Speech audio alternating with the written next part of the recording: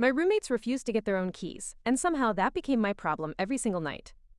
I rent a house with my friend and her sister, and over time, a small annoyance slowly turned into something that drove me completely insane. My friend's boyfriend had basically moved in without paying rent. He didn't contribute, constantly ate my food, and had this incredibly irritating habit of leaving the spare key in the back door. Only two of us actually had keys.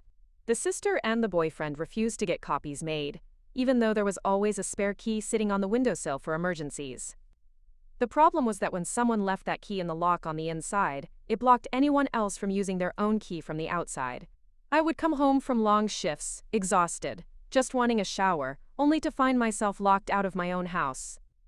On top of that, our neighbors locked the main yard gate at night. Since they still didn't have keys, they would call me constantly to come down and let them in. At one point, I even lent the sister my keys for an entire week so she could make copies.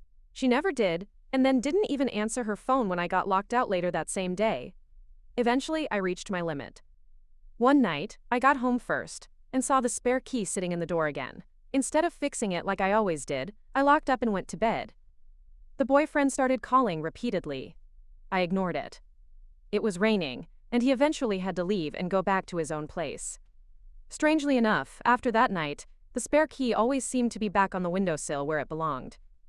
But a few days later, the same situation happened again, this time with the sister.